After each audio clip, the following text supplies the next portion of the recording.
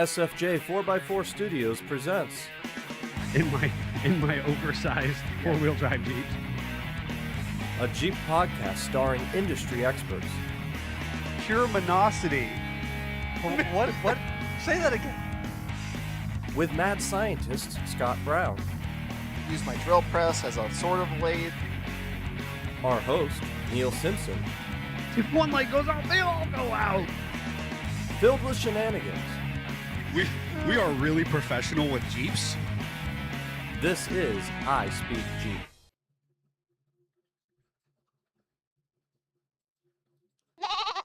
Good morning, afternoon, evening, wherever, however you are joining us.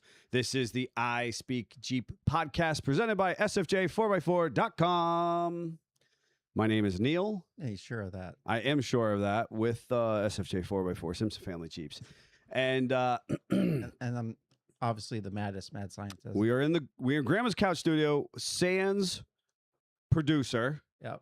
The Italian Stallion is off doing brewery things. I don't know. That's his full-time gig now, folks. That's what he does. Yep. So he has left us high and dry. We're running the show. We've got the reins. Things are going too well for us right now. So I'm So sure it's there's going to blow up. so there's going to be some major calamity when it comes to production. The only thing that's going wrong is I can't talk today. So just putting that out there. which is really You're which- just owning it, I think, is This just is- part of the thing. which is really nothing new. Yeah. You know what I mean? Yeah, there's been a number of words that have absolutely come out mishmash for you. Absolutely. It will be And we'll tie that into our topic today about. I can't You'll wait. have to wait and see.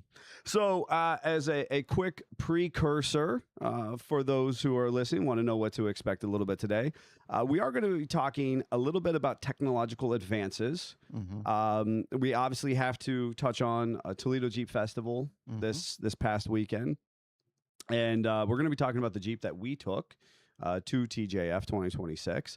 So we're going to be talking a good bit about that, but then we're going to progress and maybe scratch at the surface of some of the electrical situations that are plaguing our most modern Jeeps, Yep.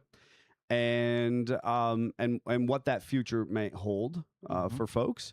And then we're going to equally in there touch upon a major event that's happening right here in Conneaut, Ohio, which, while is not Jeep centric, It's very Jeep. it's very Integrated. Jeepy. Yeah. It's very Jeepy. And I've already had to field like 1,000 questions of people seeing green Jeeps and thinking they're just all green Jeeps. Correct. And so we've got a lot of territory to cover today. I'm Yep. excited to cover said territory. And then if you are inclined to know what is happening in our personal lives, you'll want to hang on through the outro. Now, here's the thing. Things are going too well. We've got we came up the starting soon. I got all the things and the stuff. Everybody was on time. Right. I don't know that we're going to have the outro noise, so you may or may not, right? We'll see if I can actually figure that out. However, we'll jump over to the comments here.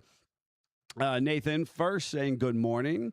Billy Joe saying good morning. Joe O'Brien. Nate is cheating. I somehow he is. I think he has a camera or something. That he knows when we're going to go live. Yeah. Giaga Jeepers, morning, guys. Bill McWilliams, good morning. Jeannie says, good morning to you all. So excited, getting ready for the Smoky Mountain Jeep invasion. Hope to see all of the folks there. Nathan says, no producer. Well, there goes the show. Catch you all next week. That's fair. That's fair. Let me put on my clown nose and hair at the moment. We'll see where we go. Rob Morgan says, good morning. Bill McWilliams says, off the rails. And Nathan says, you mean the major event that is my 40th birthday at the end of the month. You know, I feel like it's August people. August people, for whatever reason, celebrate their birthday The entire month. It's more August than not. I understand that there's a selection of humans who celebrate their birthday month long. It's their birthday month. It is my personal opinion, and I stand upon this soapbox, and I shout to the people that it is the August people who celebrate their birthday all month long. See, when I was growing up, I would be excited about my birthday, and my dad would always be like, meh. Yeah. I just have to pay the state more money. You and because your I got older. plate registration. And now I'm at the point where I'm like, whatever. I don't Listen, I don't want to have to pay them all this money. I was boggled because well, let's be honest, I didn't renew all my stuff as timely as I should. However, doing Neil things. Yeah, right. However, I was tickled because I've gotten rid of some things. Yeah. I actually saved money this year when I did all of my registrations. Interesting fun fact, folks, that in our little our township here, our municipality, our city is actually a city. You actually, even if you have junk sitting in your yard, you're supposed to have it legally registered. It's a way that they can keep you from having like true authentic piles of junk sitting around vehicles. Why it keeps his things out of the so that's why I hide some at Scott's, some in the back of the barn, whatever, But when I had a couple project vehicles sitting around the shop, I had them registered. Yeah. And now that I don't have those vehicles, no registrations. I saved money. Yeah. Not only did I sell them, I saved money. I'm tickled. All right, so Toledo Jeep Festival on the wrap. It's all done, all Dunsky, ready to rock and roll.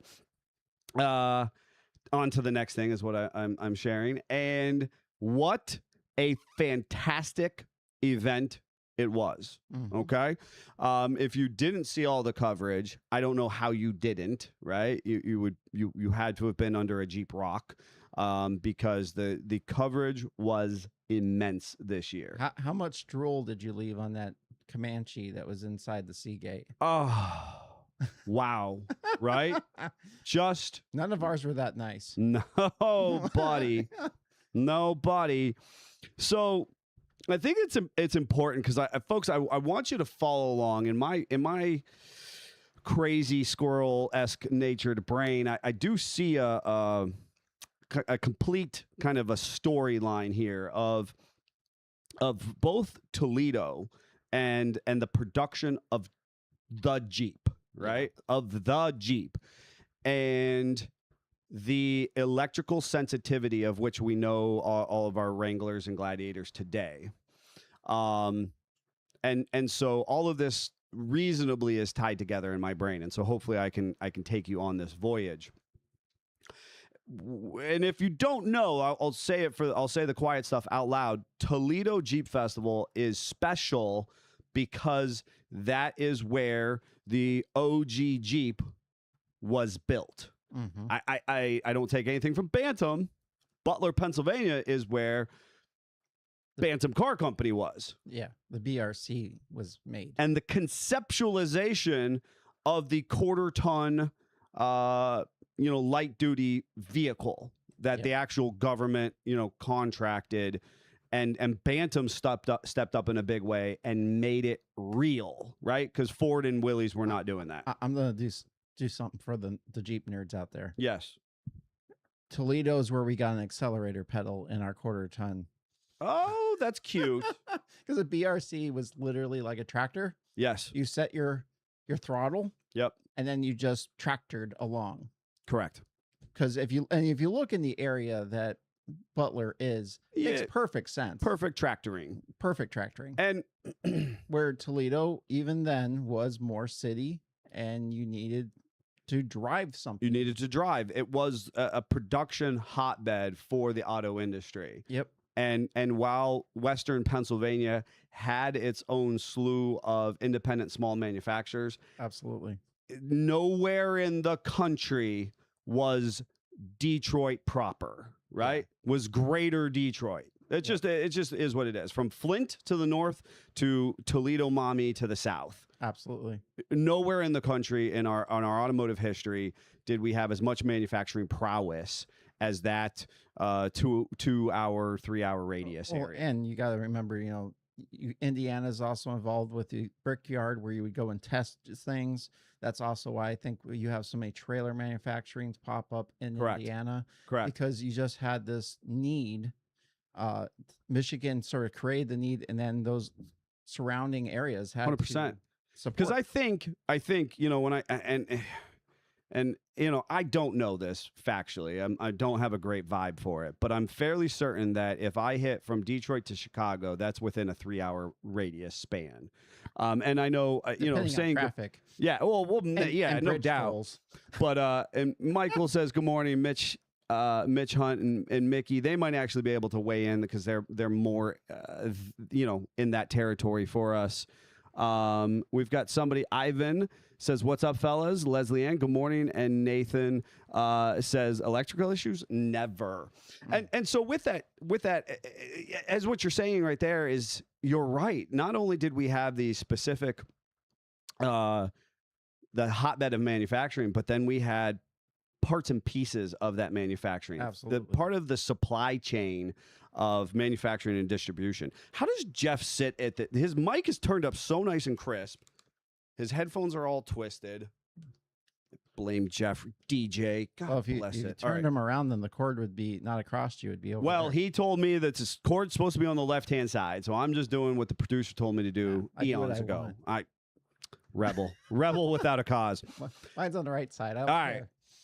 So, and you're right, because Elkhart falls right within that combination. Absolutely. We're right off that primary Route 20, I-90 corridor, depending on where you're at in American history. Route 6, coming east and west, down to St. Louis. That whole hotbed. So, Jeep, as it's conceptualized, and of course, we owe a lot of that to Willis, and his, geographic location. And eventually Willys Overland, and obviously Ford being the highly influential manufacturer that he and they were back. But they did not make or design the Jeep. They just improved upon the manufacturing process. They took the Willys design, made it slightly better. Despite what that gentleman at the Ford that video that was circulating, he needs to sit down. I want to reach out to them and be like, why is your docent telling people that Ford made the Jeep? Like, there's an authority in the Ford museum. You know what they did? They made it less quality because they had somebody making slat grills with care and dedication. Yes. And Ford was like, that takes too much time. Let's just stamp it. We can stamp it. And if you don't know what we're talking about, there was a video that had surfaced about 3 months ago or so, certainly when it crested my radar. Yeah, it was rage bait for me, for sure. Yeah. But ultimately, this guy was serious as a heart attack, and he was telling, his museum goers that Ford created the Jeep, which just factually not true. No. They created their own version, but it is not the Jeep we know and love. And they used tractor parts. All right. So, with that said, Toledo Jeep Festival is, special and unique because there are so many unique stories of Jeeps held within that community. Yep. And I say community, I mean the actual geographic community, not simply the Jeep community as a whole, but that area. Quick derail. Something that I just experienced in the shop is we have an 84 CJ7 in for restoration.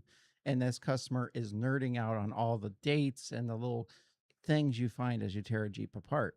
And he's like, do you think we could figure out what production plant it was built in? And I was like, yeah. Yeah. There's two. Yeah. We figure that out. It's pretty either, easy. It either says A and likes really strong coffee or it was built in Ohio. Right. And he had no idea. Yes. Which... Interesting. For us, that's just like we learned at like age 2.5. Correct. Correct. No, I get it. And other people, who are just kind of starting their Jeep journey might not be as well versed in kind of the authenticity, the great spirit of the Jeep culture and its kind of birthplace right here in Ohio. And maybe we're weird. I know we are. That's but I think it's cool to take your vehicle back to its birthplace. Do not others think this is cool, or is this just a Neil and Scottism? I don't know. I mean, this is the problem. I actually had this conversation a lot, kind of on a human level, that oftentimes we think of human interactions through our perspective. Yeah. Right. But that's not how everybody else's perspective is. Yeah. You know, they bring whatever baggage they've experienced in life to this conversation, and then that's what they hear it through those earmuffs. Yeah. You know. So you have to let me know in the comments. All right. Does anybody else think it's cool to take their Jeep back to its birthplace? Yeah. I love that. I right? think it's awesome. So when it comes to this particular show, and just to kind of backtrack it, as we mentioned in the previous last week's podcast, 2017 was its first conceptualization. It was very much like a touristy, local politician. Hey, we should do something. Yeah. It took a year off in 18, came back with a vengeance in 19. Yep. COVID shut down the world in 2020. Yep.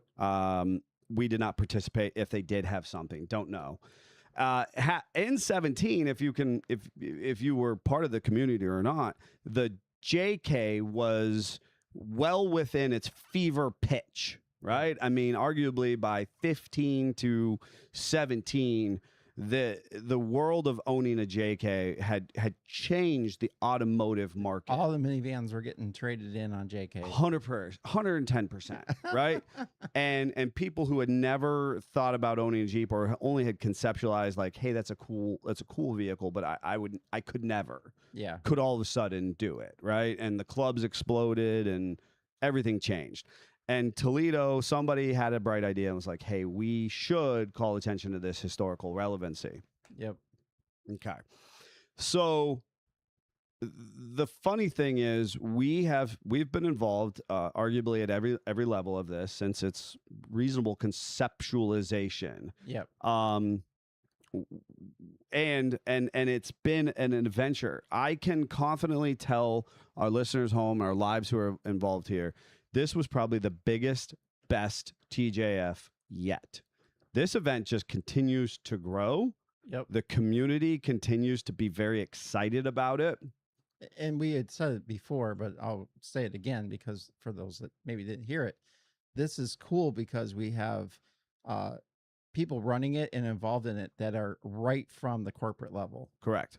They have worked for the mothership and are now retired or are very closely associated to that group. Like this is who they have coffee with, yes, go out to dinner with, and they're all Jeep enthusiasts. So I'm going to do a hard stop and say that Jeep corporate, as we currently know it, has a hard line between themselves and the show up until a couple years ago. Yeah. Right. So while everything that Scott said is accurate, people who have been around it for, again, Jeep turned 85 years old, right?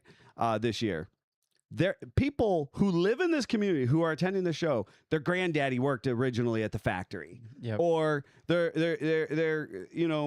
grandma worked in the cafeteria back in the 50s and the 60s. They have stories of the original manufacturing community, right? Yep. They're associated in some capacity. That area, it's as if you like walk through like a Stargate, and all of a sudden you're immersed in this hotbed of authenticity of the Jeep product line.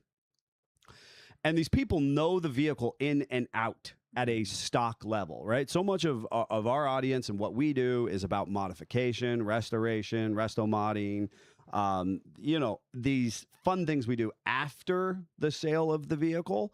But this is all about that high quality point of conceptualization, research and development, federal regulation, and then the care that it takes to mass manufacture vehicles and then get people excited to buy them, right? It's different. It's different than what we do on a daily basis.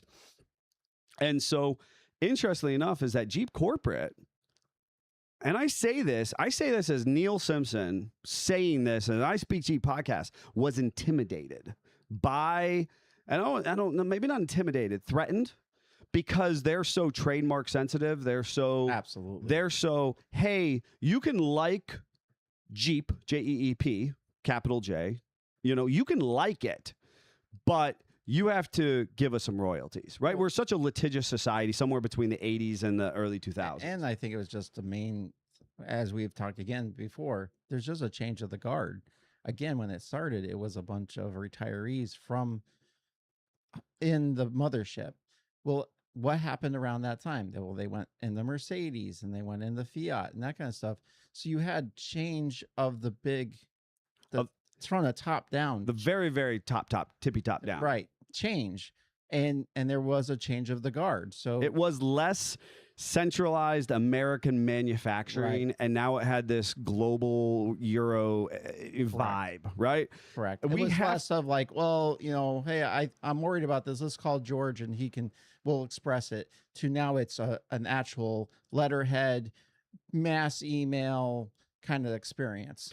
And it's important to note that, I mean, within the world at which we live, and you may or may not be familiar with these folks, copyrights, royalty infringements, that kind of stuff is real.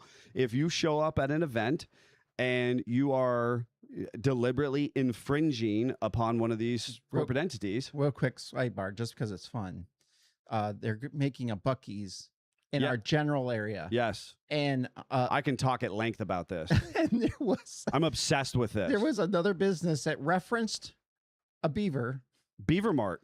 and they got a cease and desist. They did. It is 'Cause- Beaver Mart located in Beaver Creek, Ohio. Yeah. Folks, if you're not following this story, which I am, Of course you are. it's a doozy because They owned a beaver.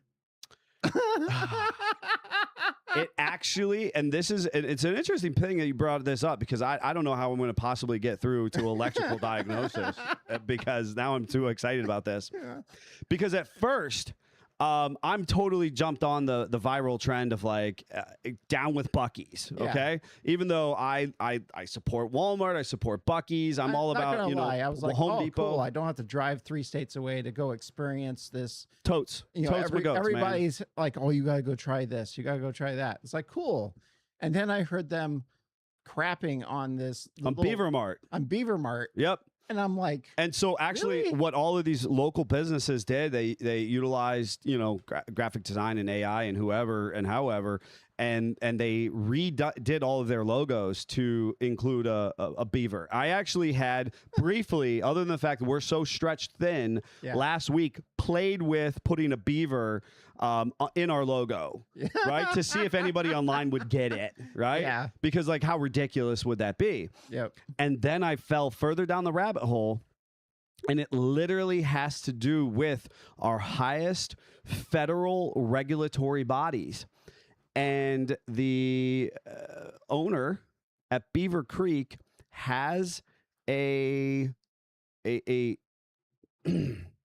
I don't want to call it a royalty, a copyright, a patent. I'm missing the actual word, but it gives him the ability to franchise, and it is a legal splitting hairs technicality that he actually filed when Buc-ee's. You can, if you love a product line enough, you can go in and you can find out what that company is going to be doing in 6 months, a year, Yeah. 2 years from now, right? Whatever they what they're copyright. probably going to be doing, right? Conneaut, Ohio is probably going to be getting a Tractor Supply. Yeah. Okay. We don't have it. They haven't exactly broken ground. They've painted a building. I've seen them move stuff around. No doubt. Yeah. But you could go in and create a filing. This is what the owner of Beaver Mart did. He went in and created a filing that allows him to franchise Beaver Mart and his logo in such a way that would allow him to benefit from Buc-ee's. Basically, the Home Depot Lowe's model, the O'Reilly's advanced AutoZone model, Yep. that it would, in theory, allow him to ride the coattails of Buc-ee's and put a Beaver Mart next to Buc-ee's. Now, this is just a Jim Bob average guy with a small box store, right? Yeah. This is not somebody who's going to actually do that, but it's how his paperwork is filed. Yep. And he was refusing to come to the table with Buc-ee's. Buc-ee's was like, hey, come to the table, talk about this. We'll help you file so that you cannot infringe upon us. Yeah. And he didn't. And then it wasn't until Buc-ee's threw around their weight that a lawyer for them on like the last day of the 90-day cease and desist order responded. And now they're at the table having conversations. Yeah. But it has to do with illegal ease, which is actually a fair tie-in to the fact that Jeep is very protective, right? When the Hummer tried to come in with its grill structure and its round headlight. Yeah. How dare it be semi-related? Mahindra in 17, which actually Mahindra Roxor, when the 17 Mahindra Roxor came out, it utilized a stamped Willys grill. How dare they had bought stuff from Willys back in the day? They actually were a manufacturer for Willys. They literally have the patents. Yeah. You know? They weren't friends anymore. They weren't. So Jeep has to protect themselves from the highest level to the lowest levels. And I actually can tell you a story that they actually shut down a little old lady who was selling sugar cookies. Of course they were. They came in and they said, unless you give us, unless you followed the right X, Y, and Z, you need to pack up your sugar cookies and go. Yeah. Not this year, folks. Not this year, but previously. And that's why we have the 9 slot and the 7 slot. No doubt. But then we have Cherokees with 10 slots. So Oh, that's confusing. All right. So, yeah, trademark. Geauga Jeepers weighed in. That's the only word that I didn't produce was trademark. Fantastic. So, Toledo is this peculiar balancing act. And what has happened is they have come to the table sufficiently. We're now... they're like, hey, this is actually benefiting us. And these are good people here, okay? Yeah. We're friends. We're now friends again. We're now friends again. And let's be absolutely transparent. Jeep specific sales have absolutely been in the toilet the last couple of years. They were on a steady decline, which we've talked about. Which we've talked at length about. And we have axes to grind. And they axed the guy in charge, and North American Dealer Association. Well, they had singing he had to do. Carlos. So the new leadership has come out in such immense support. And to full circle back to your conversation about that beautiful Comanche that I was drooling over. Mm-hmm. And to talk about the fact that we got bumped from our normal location within the convention center. So we were actually referencing this before podcast. We have gotten bumped at least 3 times that our crappy memories can remember. Because there is so much Jeep content crap up there. Yeah. We don't have room for other stuff. Bumped meaning, hey, this is normally how we operate, and then all of a sudden we show up and something's different. Yeah. Right? We get bumped. But we've literally, the bumping has happened, and in this specific situation, and because of that Comanche, because Jeep Chrysler Corporate is actually who bumped me. Yeah. Right? When I showed up to set the Jeep up. And if you're going to get bumped by somebody, we've gotten bumped by pretty cool individuals. We've got bumped by pretty cool individuals, right? Fred Williams bumped me bumped a build of ours a couple of years ago. It's like, if you're going to get bumped, at least it's worthwhile. I still say it's Jeep bumped us twice now. I think Jeep Corporate has bumped us twice. Yeah. But again, as lovingly constructive criticism as I like to sow out into the world, I'm okay getting bumped by them because we appear to have a decent distance working relationship. Yeah, right. We haven't gotten any cease to desist. Not knocking on wood. And honestly, I promise you, there have been things that we have talked about, whispers in the winds, that things then materialize. I know. In a corporate degree. So I'm just gonna take it for what it is. They're definitely listening. It's whatever, right? They are. So, Jeep Chrysler sent 3 tractor trailers this year. 3. Last year, we thought it was a big deal when they filled up almost 2. This year, they sent 3 full auto transports full of vehicles. They brought an entire row, 8, 9 vintage vehicles alone. Yep. And those were all provided by the Chrysler Museum. Makes me sad that some of them were vintage, though. Yeah. And they were stunning, right? Yeah, like that absolutely. Comanche, for example. Yep. They were stunning. And then, and inside the Glass City Convention Center, which was formerly called the Seagate Convention Center,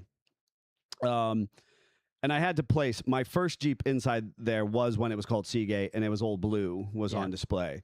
And there was more Jeeps in there. It was open to more. Now it's even more select, right? Yes.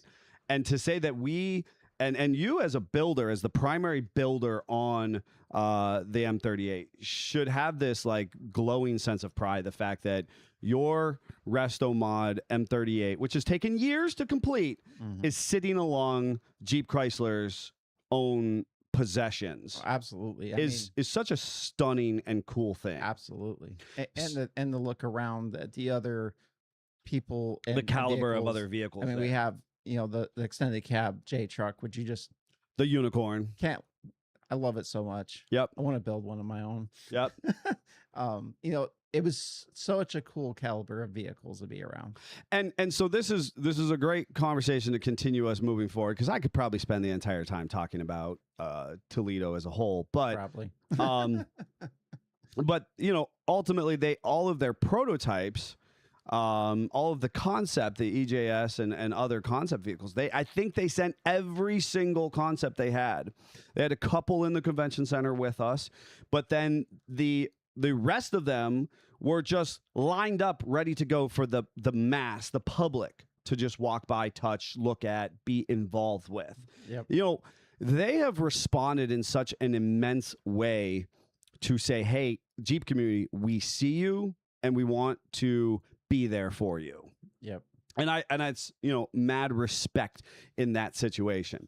Now, as far as the other attendees within the convention center, it was a great example of vintage to modern and unique Jeeps. They all have stories to tell, or Jeep-based vehicles. If you look at some of my pictures, you might see a 2-seater tractor, and I love these tractors. They were actually built. And they're not the only manufacturer, but they were one of the prime manufacturers. Empire? Yes. Completely with Jeep parts. Yeah. Spare post-World War II Jeep parts. Yep. And It's really coming full circle at that point. 100%. Because the only vehicle that wasn't Jeep tractor based was the Willis. Yep. MA. It was more of a car. Yep. And then what did they do? They made a tractor with those parts. With those extra parts and pieces. They bought it. And they, interestingly enough, in a great history piece on that particular tractor, so, I mean, it has the 134, it has the T90. Yep. It even has a Jeep rear end, which I couldn't exactly differentiate whether it was a 41 or a 44. Well, and it has a transfer case, too. It's just It does have a transfer case, but only has a rear output. Yep. No front, right? They're using it for the gear reduction. And then it drops into portal axles. Yep. That's the only thing that's kind of unique to the tractor. Otherwise, they utilize surplus Jeep drivelines. Yep. And surplus Navy ship pieces that were manufactured in the area, and to make the decking, to make the fenders. They actually took those pieces and cut them down to make the tractor parts. Yep. So cool. There's 7,000 of these tractors slated to be made or on order. 6,600 are actually made. About 328 are known to be in existence. That type of history, that type of story. And you always know you're at a good Willis event when there's at least one of those there. At least. Yeah. And there was, other awesome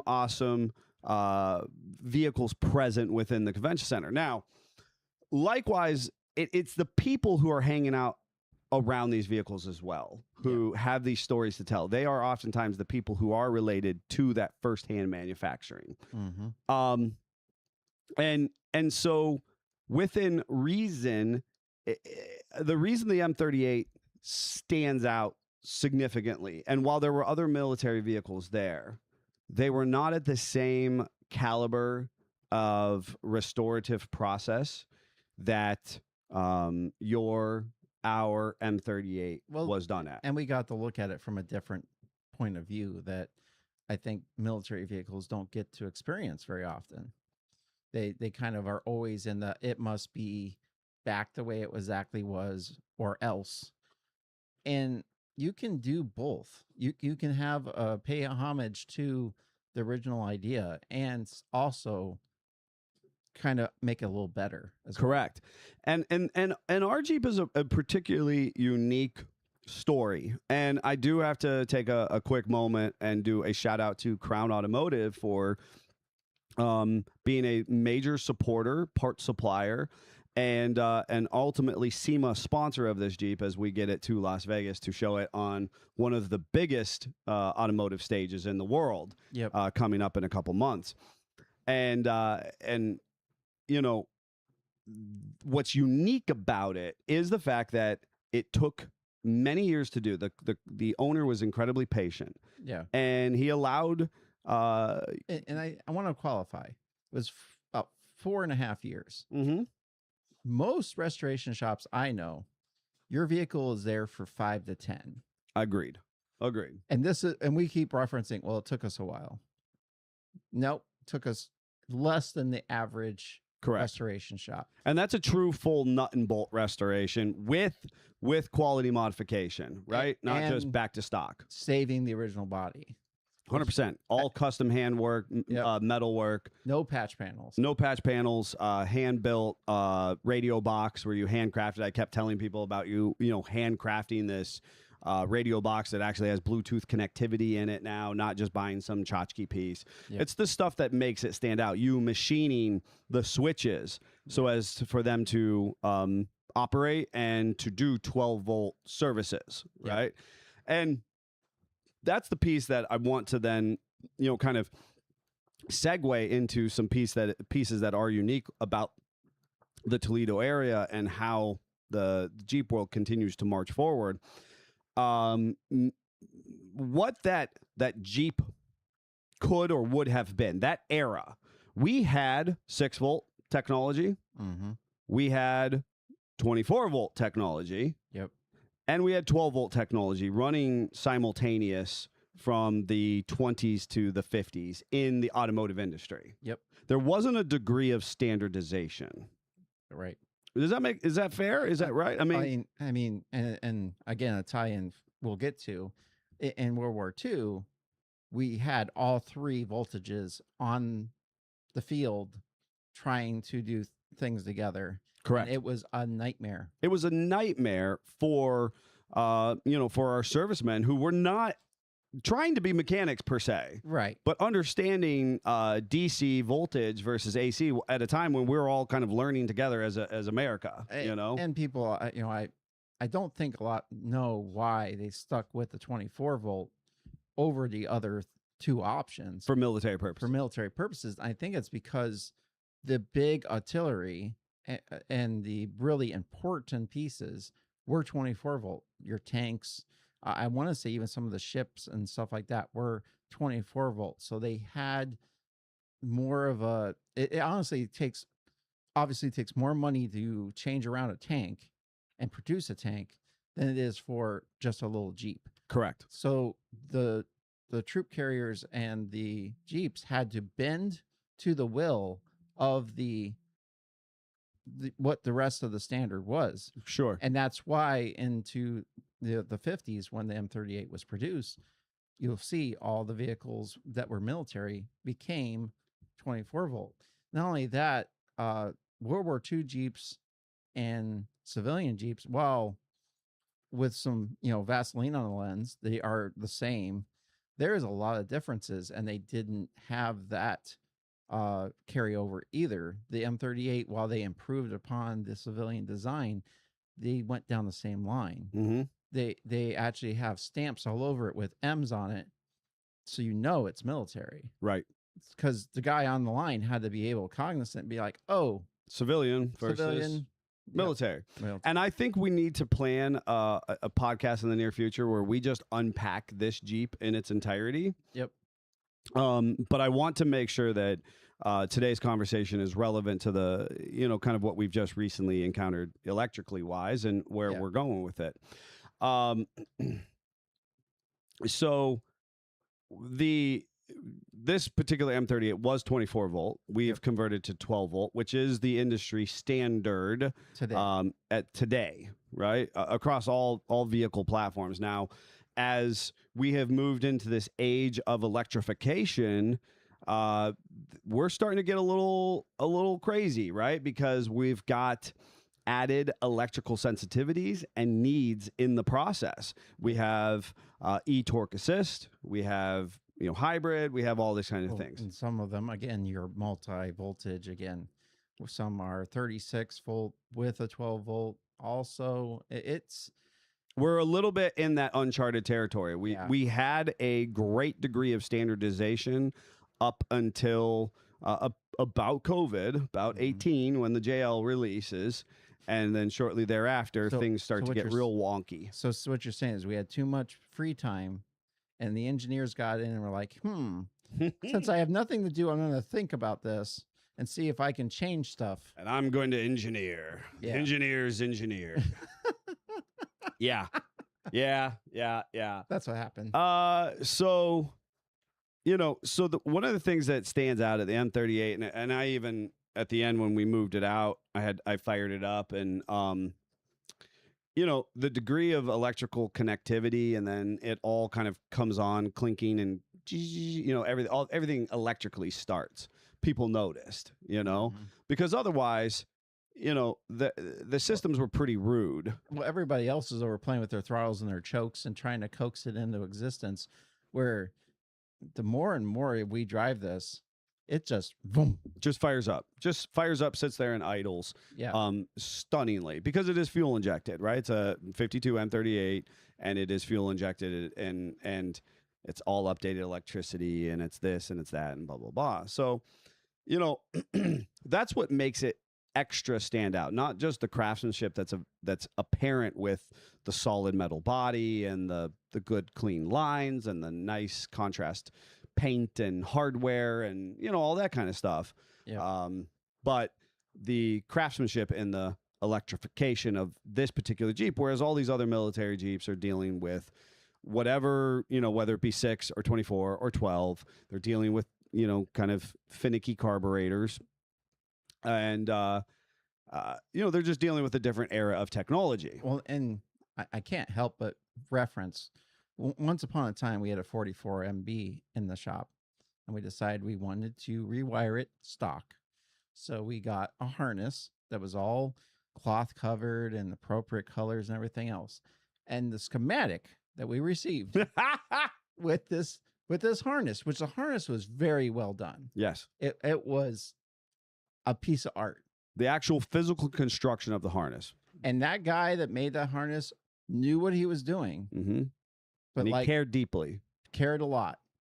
But trying to translate that knowledge into a paper instruction sheet was a struggle. Lost in translation. It was like a handwritten piece of paper. Was. It was a handwritten piece of paper with squiggly lines on it, folks. That had been copied 15,000 times. It was a copy of a copy. The guy could make a beautiful cloth insulated esque. It was more than cloth insulation, but it made a beautiful harness looking original, but could not sit down to a computer. No, right? Could not. And so as time marches on from what I like to call the breadbasket of manufacturing, from Bantam across Ohio to Toledo up into Detroit, Jeeps from their original conceptualization of kind of limited electrical needs and points ignition and other systems, we bridge that gap. We allow the electrical technological advances of today to start to blur the lines into vintage Jeeps. It's one of the things I'm probably most proud of. I say very boldly from my chest, I kind of promise there's no other Jeep-based business doing as many Holley Sniper installs. Yeah. And I've heard a number of people throwing around other vintage builders that are pretty huge, reputable builders while throwing our name into the same conversation. I don't think they're doing the sniper work that we're doing, right? Yeah. They're doing nice quality, rare, one-off Jeeps. I get that, but they're not doing the sniper stuff or the fuel injection, Yeah. Or integrating it integrating it the way we're doing it. So that's what makes us stand out. Now, we're doing that because we've seen a proven process through history over the 85 years of Jeep. And don't get me wrong, a finely tuned carburetor for your needs might be all you need. It might be. I'm not against that. Glenn Brown's CJ5, that carburetor is stunning and it runs beautifully. But you're not going to be able to drive that Jeep and just, run over to the Rocky Mountains, right? Or to the mountains in West Virginia, even, for that matter. Yep. Elevation change, barometric pressure change, that's all going to affect that carbon rotator and how it operates. Jeep, as a manufacturer, has known that and has moved towards greater efficiency, both for consumer confidence and needs, and also federal regulations. Well, we're just a different place than we used to be. Like I explain to people all the time, back when you had a carburetor and you needed it to function so you went to work, you got up a little earlier. You went out, you started the car, you played with the choke, you set the idle, you allowed it to warm up. Then you got in it and it might have coughed and fussed a little bit as you went down the road. And the gearbox might have been a little bit sticky because the oil was cold. We just tolerated that. Yeah. I read a very nice, a person I'm acquainted to on social media. Her father just passed, and she was talking about how he took the back roads everywhere. Mm-hmm. That was part of who he was. And she's always so busy racing around, moving from here to there, late to the next engagement. Yep. She takes the main drag, the fastest route, the GPS, Yep. reroute to get there the fastest. Yep. And how much of that in society have we made part of our lives, right? Absolutely. And she said, in her tribute, I'm gonna take a couple back roads for him. You know what I mean? I'm gonna try and make that more important to me. But my point is even when we slow down, we are so programmed to go fast that we don't have the patience for that old world that we romance. And you and I talked about it driving the FC 170. Absolutely. I mean, that Jeep runs and drives beautifully. It's about as technologically advanced as we want to make it while keeping original components in there. And it's still exactly the romance of a vintage 50s, early 60s vehicle. Yep. It's not jumping into your modern last 10, 15 year. Perfect examples. We were, in the 170 going along, and you hit about 46 miles an hour, and the Jeep's like waving the white flag. I'm good. I'm good. I'm done. If you want to go a little bit slower, I will do this all day long. I was driving the M38 before, getting it ready for this show, and I'm just driving along. I'm not really paying a whole lot of attention. I look down, I'm doing over 50 miles an hour. In a 52 M38, and which it would have done more. Years ago, I, as a person who owned and dailied that era of vehicle, that's not a thing. No, that's not a thing. And I had to look at the little max speed 45 miles an hour stenciled on the windshield frame. You kind of smile to yourself, laugh. right? And so, in order for us to live this life, to do this thing, our vehicles have had to change, just like the Jeep manufacturing community has had to change, right? And so, and again, to circle back to why I like Toledo so much is that Toledo packages up both the history and the homage of where we came from, but and recognizing what's that? And the innovation. The innovation and saying, hey, this is where we're going. Now, on good accord, I'm going to drop this little nugget. On good accord. And this has to do with some of the Jeeps that we recently had into our shop, which I think we're going to expand upon a little bit. Yep. The electrical sensitivity and confusion that we are experiencing with our most modern electrical vehicles is not just on a personal level. So when you're on the social pages and people are talking about the bumps and the quirks and the things that their Jeeps are doing, and that's not individualized. And change is hard. And change is hard. Some of it is how people relate to things. And so, like, you can get freaked out because you don't know what you don't know until you know it. Yep. So the moment that it dings while you're driving on the highway, I figured out why the diesel Glad is dinging. Okay. Two, my wife's mall crawler, where it, goes no power steering and all the lights come on and the fan turns into a jet turbine and it shuts itself, basically shuts itself off on the side of the road, or doesn't shut itself off. There are these situations where, like, hey, one, your brain should go off and be like, danger, danger, right? And the other one, you're like, it dinged, the TPMS is unhappy, moveon.com, right? Yep. That electrical innovation has become such a pervasive part of our vehicle platforms that it's becoming more and more challenging for the average individual to own, work on, and relate to their vehicle. Diag has to change completely how you think about something made in the 2020s versus anything produced before that. Back in the day, when you have a fault, you would start at your source, your battery, and then you would work your way and see where did the voltage stop. Correct. And it was 12 volts. Yep. And all of our tooling that is readily available, Grandpa's toolbox and at AutoZone. Test light that's hanging in the barn is all made to work on 12 volts. Made to work on 12 volts. And on an authority, I will tell you that today's vehicles, at the advent of the JL, and of course the Grand Cherokee already had some of this going on. Likewise, Chrysler Pacifica, which we also just recently worked on, is actually working on what appears to be basically Ethernet cable cord in certain conversation. It is. And which we typically refer to as Cat 5 cable, but you can have Cat 6 and so on and so forth. It's these tiny little impulse-based wires that cannot be butt connected. 12 volts can pass over a butt connection. Yep.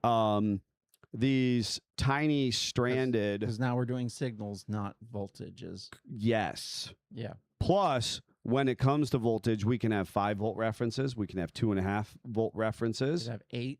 We can have 8-volt references. Yep. It is very challenging in that situation to... And that's all while still operating on a 12-volt system. Yes. While needing to have, multiple batteries present on a vehicle for purposes of electrical sensitivity. And just because I think the horse, just come up out of its grave, poked its head up. Okay. You have 2 batteries, not because one makes your Jeep shut off and start up. I just, again, a hard stop, okay? The little battery on your JLJT does not start and stop your vehicle. Nope. It doesn't. It's extra capacity. It's an extra CCA increase to allow them to have the capacity to make the electrical load work. So when you remove the little battery and you just have the big battery, you have just reduced your CCA by about 300. And we are known for our analogies. A lot of people like our ability to attempt to, make things relatable. Think about the next time you book a hotel and you look through the pictures. There are hotels that have an indoor swimming pool. Mm-hmm. And then there are hotels that have an indoor swimming pool with a little hot tub right next to it. Yep. Okay? That hotel that has the pool and the hot tub simply has more to do when you go to the pool. And it has more water volume. It has more water volume. Yeah. So as an individual, you're like, hey, I can go down there and I can jump in the hot tub and my kids can jump in the pool and we can all be happy and I can go back and forth and blah, blah, blah, right? Yep. And it's just simply more water volume and it's more things happening that benefits that pool room experience. Yep. That's your big battery and your little battery. Yep. You can have just the indoor pool and that will be fine. For a regular vehicle, and you book your hotel, and you're like, yeah, it's got an indoor pool. It's That's okay cool. until you have a leak. Okay, well, that's a whole other conversation. But there's an analogy there to understand that process. I got to be honest with you. I know when I go out to buy things, I kind of know well enough what things are. I see. I'm a pretty educated and informed buyer, and then I accept responsibility from there on out. Yeah. The aux battery is disconnected in the diesel. Yeah. And they did a hack job of course they did. Of that. Because there's magic in there. Correct. And so I guarantee that I have a voltage sensitivity issue. Yep. Because the ground is just sitting on top of the battery, and I guarantee they didn't change much of anything else. And so it's enough functionality, but it's quirky. Yep.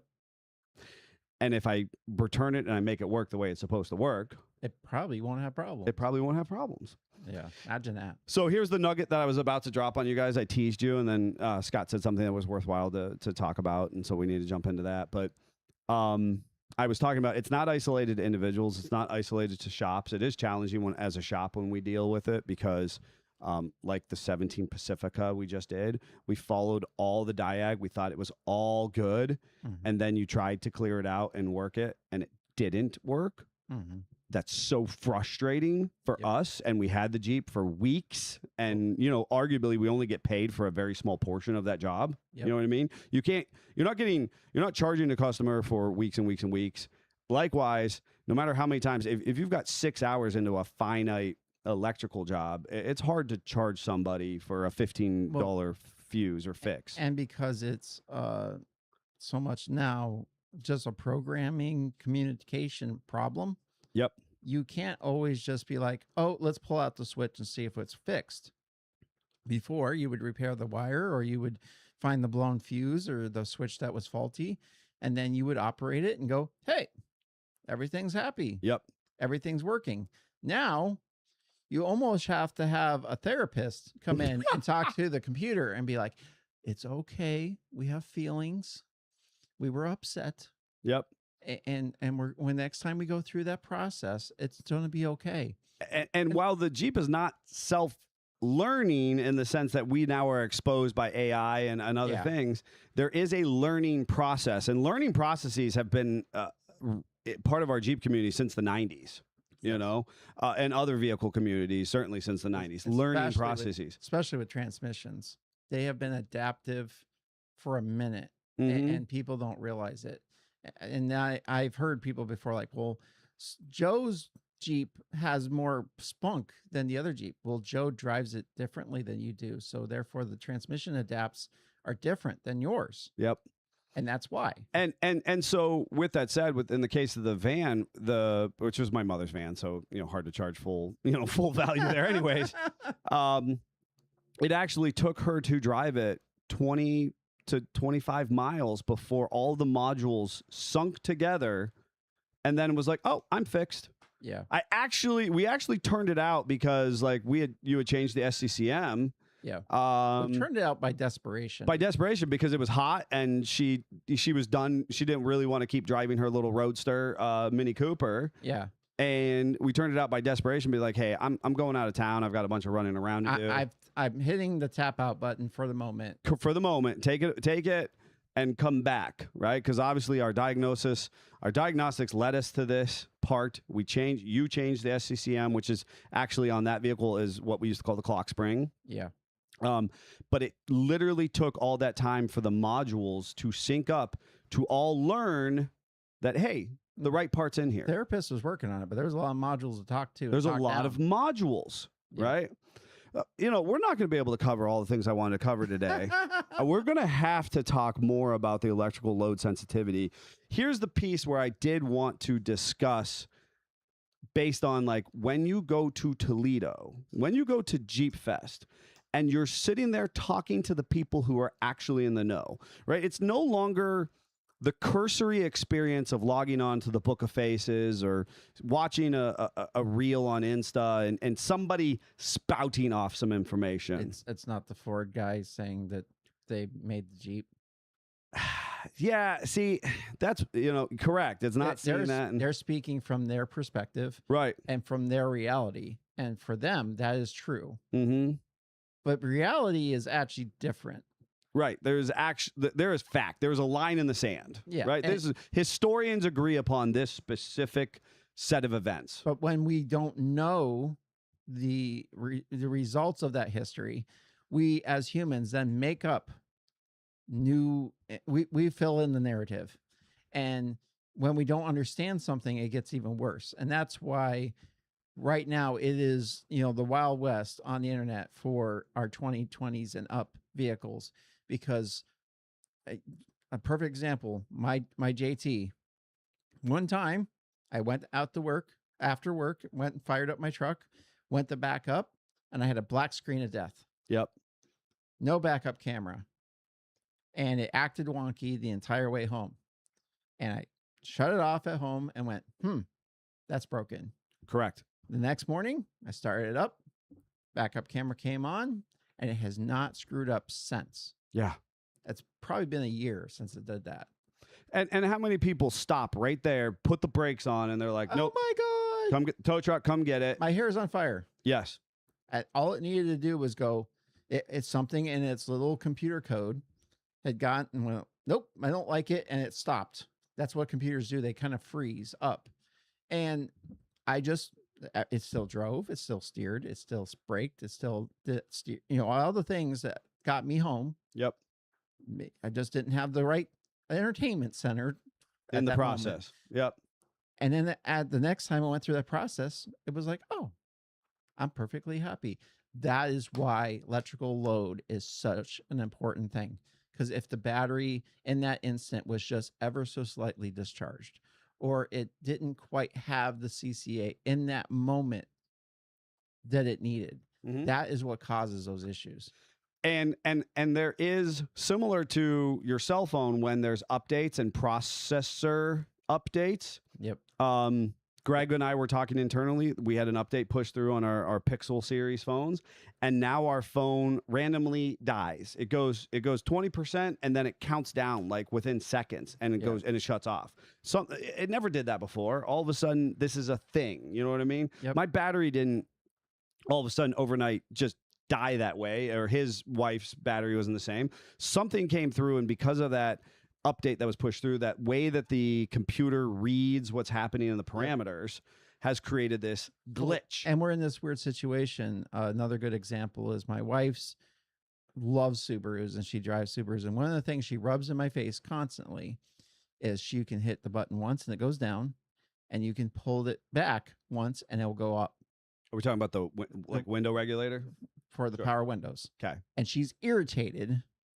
The JL, now finally you can hit the button and it will go down on its own. But then you have to hold the button for it to go all back up. And she is upset that she has to hold that button. Like a peasant. Like a peasant. All that makes the difference in that is not the switch, is not the electrical motor, is not the window design. Right. It's the programming. It's the programming. Someone could go in that Jeep and tell that, hey, you just see that momentarily, go up until you stop. Yep. One touch. And we've had it since the JK with one touch lane changes with our turn signals. And the taser, the flash cal, the J scan, all of that can change that in the JK. Yep. And we could probably go into the coding and pull the window coding out. Absolutely you could. And change that.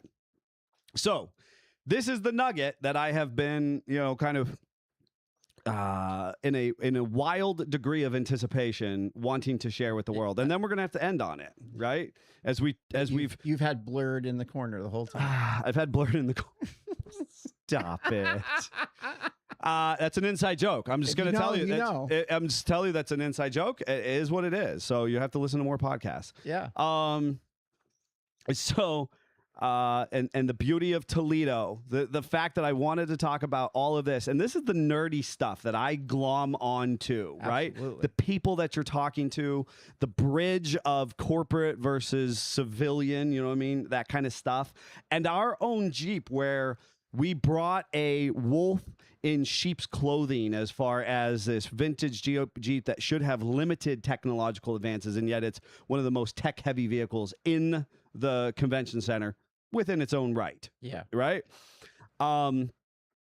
So in that greater area, that manufacturing area, when Jeeps act naughty, right? And we've heard these stories on the internets. We had it when the clutches were bad, and a person is unhappy with their Jeep. It has a lot to do with the person experience. Yeah. Meaning customer service. Meaning you've sold me a vehicle. You've done a recall. Right now, there's a bajillion of us. I'm going to make it a number up. 1 million of us who have recalls on our electric power steering, systems. And I'm still driving the Jeep. I'm still parking it inside. I'm not overly worried. So I hadn't actually got to teach you. Oh, my God. Talk to you about this yet. Someone took their Jeep in to have checked, and they checked something in the vehicle, said, oh, yours is fine. Yeah. It doesn't need recall. BS. I was like, no, that's not a thing. That's not it. They did that to me on my Ram many moons ago, as far as the tie rod end was concerned, and I remember living that moment, being like, no, we're going through the motions right now. That's not actually real. You just did that as a customer service piece to make me feel better. To make me feel better. Yep. So if you are that individual who's like, no, this thing is a liability, this is dangerous, then Jeep will eventually buy it back. Or if it's like a Blem tire, right? Yeah. That happens in manufacturing. They pick it out of the dealership, and they pick it out of the process, and they ship it back to Jeep, okay? On good accord, the lots at which house these naughty Jeeps have doubled, quadrupled since COVID. Of course they have. Okay? And I have talked about this on air before, and there is basically a dude and an assistant who have detailed tracking. We could call them counselors. And they pull in patient number 486. Yep. They work on the Jeep for the day. They see if it can recreate its electrical nonsense that it was doing. Yep. They attempt to repair it in such a way that benefits the manufacturer. Yep. And then most of these are production vehicles, right? But there are thousands upon thousands upon thousands of vehicles sitting in purgatory that cannot be sold because they are so electrically glitchy that the dealership technicians cannot figure them out. The individuals cannot figure them out. They have been returned to sender. Yep. The guy is retiring. Uh-oh. He is within reason the only guy in this area, again, because they're stuck. The guy who does this job, he lives within the area. These lots are they're satellited throughout this couple hour area. They get brought in on trucks, being like, hey, this thing's dead in the water. Yep. Much like we had 2 or 3 just in the last couple of weeks, dead in the water Jeeps. Hey, they don't want to turn on. The lights come on, but nobody's home. The stuff on the inside flashes at the occupant. Hey, I'm driving great until I'm not, and then all of a sudden my power steering's gone and my Jeep's going wonky. They get sent back to the center. They get put on this lot. They wait.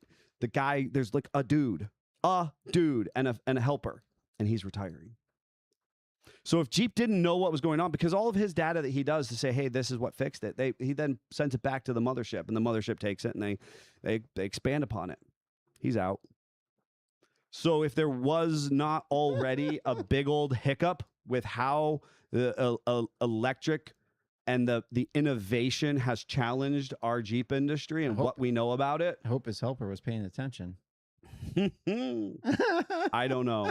I want, for the sake of our listeners and my own interested volition, I'm going to dig into this a little bit more, but is he available for once in a while consulting after he's retired? Right. Now, here's the thing, and I will go back. I pull no punches, folks, okay? The business that you are listening to now, the individuals here, we, under good authority from a gentleman named Lowell Babcock, he worked as a subcontractor hand in hand in this corporate-esque experience for decades with Jeep Chrysler Corporation. Yep. And in 2014, he told us straight to our face, the company who can understand electricity in these Jeeps will be the one that rises to the top and survives, the onslaught of this manufacturing process. And at that time, most people were driving 3.8 JKs when he told us that. That's exactly right. It was 2014. We only had 2-3 years of that 3.6 of that new computer. In fact, we didn't even get into computers today, which I want to unpack for people on a technical level. We didn't even have the locked out computers yet. Yep.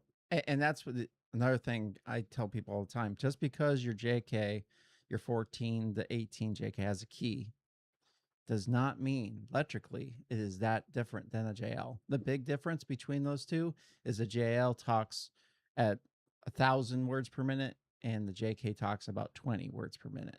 I might give it 100. Oh, that's nice of you. No problem. I mean, you're absolutely correct. But when you turn your key, it is a request. Mm-hmm. It is not a command. Not a command. The JK, the 3.6 JK. I mean, even the 3.8 JK, it's still. See, the 3.8 JK 711. I'm going to call that 20 words per minute.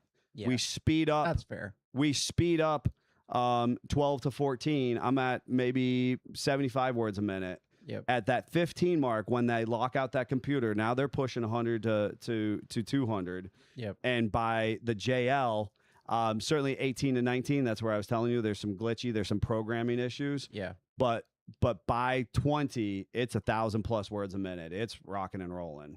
That's a great analogy you had there, folks. I hope that you were able to follow along. This might have been a little too disconnected, but I saw it tracking nicely as far as from event to. And if you're don't think it was, we can just blame the producer because he wasn't here to keep us on track. Yeah, that's fair. And, you can just send your own DJ to contact@sfj4x4.com or hit us up on our text only number. Likewise, the GP event that we need to mention is D-Day, Ohio, happening this weekend right here in Conneaut. And unlike many people come in, they see the M38, they get excited. They're like, oh, it's a green Jeep. Are you taking it to D-Day? Well, this is a Korean War era Jeep. Yes. And that is World War II era. Yes. There is a difference. Yes.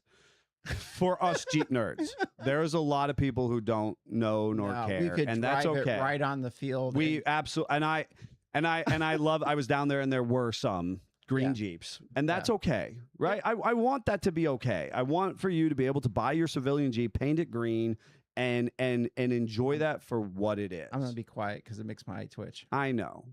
That's, and then we can have those difference of opinion. You don't have to be quiet. You can be like, nope, I don't agree with. That's okay. I want for that average person to be like, hey, I value the military prowess of this vehicle and how it changed not just our country but the world. Absolutely. With that said, I went down to pick up my son in that monsoon, that severe thunderstorm, Yeah. and the Jeep guys were driving. No problem. Of course they were. Doors off, canvas on there, and they were just driving their little Jeeps across the beach. And Every year, at least one Jeep gets stuck somewhere on that. it was ground. awesome. I was like, that's so cool. Here they are driving their little Jeeps, and I know they're not that nice in the grand No. scheme of things, but cool nonetheless. So you can log on D-Day Ohio, Google it, Facebook it, whatever you need to do. Check out what's happening this weekend here in Conneaut. And it's a very GP space, so enjoy it as is. All right, folks, we are going to potentially go to weekend updates after our outro. I think if you want to know what's happening in our lives, hang on there. Until next time, Jeep on. Jeep on. Yes! Yeah, I did it! We did a thing. We did a thing. Those Scots, Yeah. it's pretty darn good itself. So, obviously, over the weekend, you were at Toledo quite a bit. Quite a bit. But you also got to do some wrenching. I did some, and I've been trying to, again, as I shared out to our community here, and I wanted to, I wanted to be accountable to our greater Jeep family. How Stella got her groove back. I'm trying to get back into the swing of things. 2026, it would be an understatement to say has not gone the way that we thought it would. Yeah. And I say that from a position of thinking about a catapult. Okay. When I had, as a business owner, I pull no punches to say I do a lot of forecasting, and I try not to get into the business stuff. That's what the American Hustle was supposed to be for. Another podcast project that we own and work on, or used to work on back when Jeff was here. Well, it's all about intention or expectation. No doubt. If you have an intention, well, then as things change, you can roll with the punches. If you have an expectation, it's really hard when things start not going as expected. There you go. And I think that the challenge was, from a business standpoint and forecasting, there was an expectation. Correct. And obviously that wildly changed when we lost key personnel. Yep. Our volume has not changed. It's arguably increased. Yep. Our great customer base has not changed. Our quality of work that we've put out, not changed. None of that has changed. It is the ability to meet those needs. of people who have weighed in, you know what I mean, and said, hey, yeah, I'd like you to build my Jeep. Hey, I'd like you to make this appearance. Hey, I'd like, blah blah blah. It's just been very challenging when you take two awesome full-time employees and they move on to start their own pursuits. So with that said, I'm trying to get back into a little bit more of that organic space, things that I enjoyed, and I want to get on the trails. But obviously we have to be able to meet our customer demands, our customer needs in the same breath. So a lot of travel for me, a lot of windshield time. Obviously I gotta have family time. I have projects and stuff I want to do. So up until this point, I've done some pretty quirky things. I really encourage you, if you have any interest, jump on my social pages. I try to post more Jeep related stuff on Insta, and then more personal and Jeep stuff on the Facebooks, right? Pick your poison. But one of the things I did for my wife's, so I have to like say everything's my wife's. Let's just as far as vehicles are concerned. Absolutely. What's yours is hers, and what's hers is hers. No doubt, right? Right. I like my old junky pieces. So the thing is, I get to have everything, so long as she has some of the more reliable, nicer things. You know. And she suffers from inchitis just like I do. So that really kind of helps spur our conversations, because she was only looking at 40+ inch equipped JTs at Toledo. Oh dear. And was like, because somebody was asking. So here's the thing. So I spent some time. So you may or may not notice we got a new enclosed trailer for the business. It's very nice. It's very nice. We're going to try and keep it nice. Want to better serve some of these restoration customers, these restorative customers. I am so happy that the M38 has a home for the moment. I mean, right? I didn't have to. It wasn't. And in the process of trying to do this, we had tried to like talk about saran wrapping it, using shipping wrap to like wrap it fully. We were desperate. And I've hauled enough open top Jeeps on open top on trailers. It's not ideal. It's just not ideal. And there's just risk exposure we don't want to deal with. And God love, Ryan Simons and #NotARestoration, but my son and I will forever tell this story about the fact that a guy flagged us down as we were headed through Texas, and he was like, "You've lost your top," and I'm none the wiser because it's up on the wedge, and the top of #NotARestoration is like a sail in the wind, 4 feet above the Jeep itself. Less than ideal situations, right? So anyways, we did picked up the new enclosed trailer, which I have to be, shallow and say, hey, blacked out trailer, blacked out Jeep kind of looks cool to me. Absolutely it does. Got some compliments on it in Toledo. Just, I thought it was funny. But I went ahead and I did the Banks Power Derringer install on it. And that was after a conversation, good friend of the business and another Jeep business owner, Zach and I were having this conversation. There is out for the world, there is something called an emissions delete. It is technically illegal. How do you get more power out of the modern day diesels? And how do you, in these conversations with innovation comes restriction with federal stuff as well and whatnot. Change is hard. Change is hard. Gale Banks, a great name within the automotive industry, has come up with a really fine-tuned product. Yep. And I'm going to take that route first. He's very much a mad scientist. I see him. Yeah, you really do, right? And then your the way that he relates to the community is the same way that you do, and I see that and I can appreciate that. So we're going to take that route first. I'm going to do the legal ways, because as a business representative, we want to be able to install and utilize product that we can reputably install and consult on. Yep. Not down talking deletes by any stretch. It's a process that's been done, and it may be better. I don't know. Time will tell, because this whole diesel exhaust fluid conversation is still relatively new in the grand scheme of things. Yep. So I did manage to do that.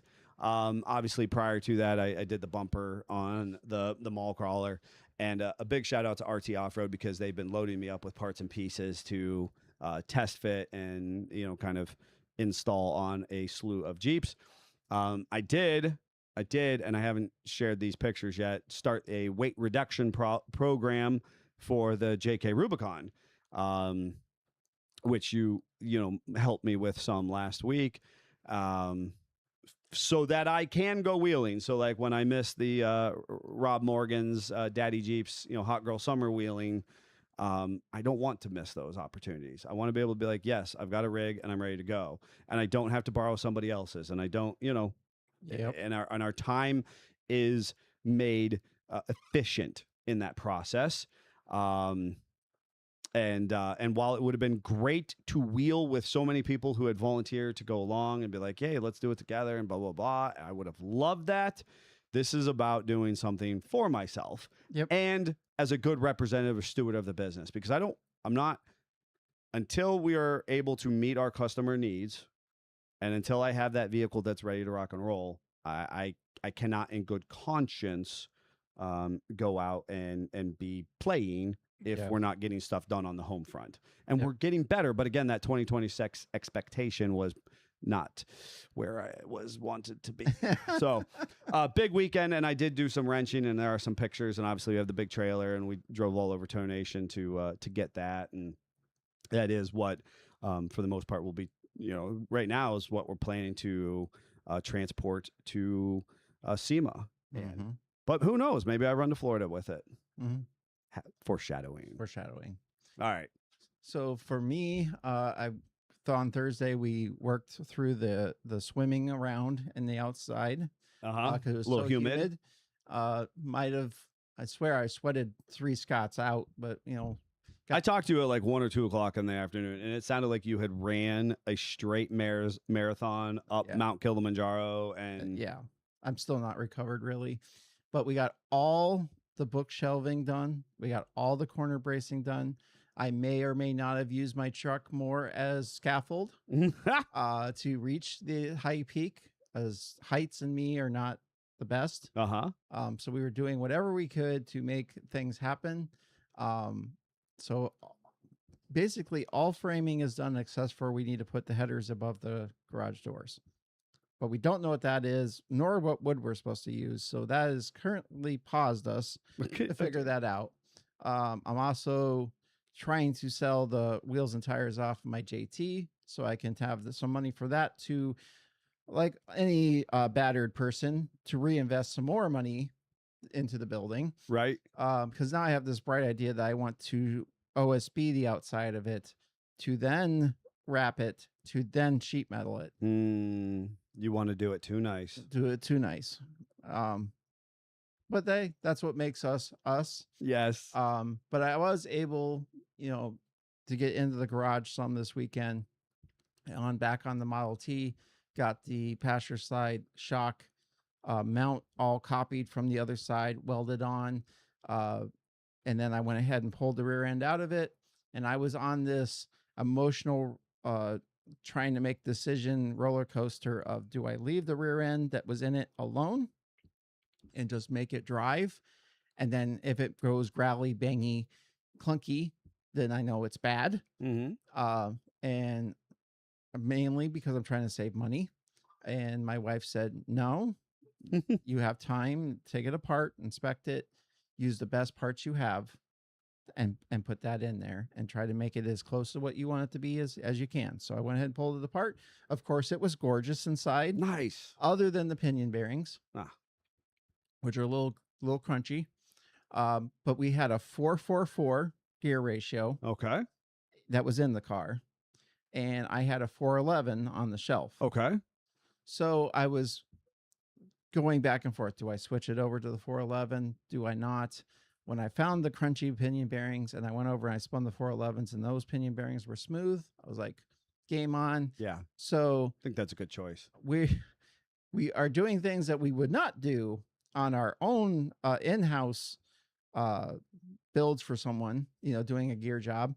I am using the carrier bearings off the 444. Oh God. On the carrier of the 411. Using the center chunk because the pinion is pressed in with this really weird double bearing. Yeah, I was about to say, you're dealing with a 100-year-old car, though. Yeah. And 100-year-old parts of sorts. Yeah. And you're also not going to be making this a daily driver. No.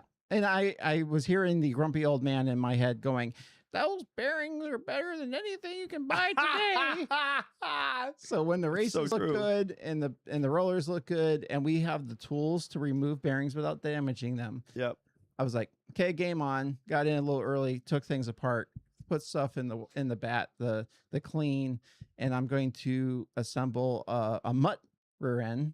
At the end will be part 444, part 411, and part F1 truck from the late 40s to early 50s. And like always, I told my wife, I know people have referenced this before, but this is truly spare parts. Yes. That is what this car should be called. Yes. Because everything has been cast off, stuff that wasn't quite good enough to go onto a restoration. Yes. And I have been like, I will spit shine you into a little bit to make you work. Spare parts is perfect way to end that one. All right, we got Jeeps to build. Until next time, Jeep on. Jeep on.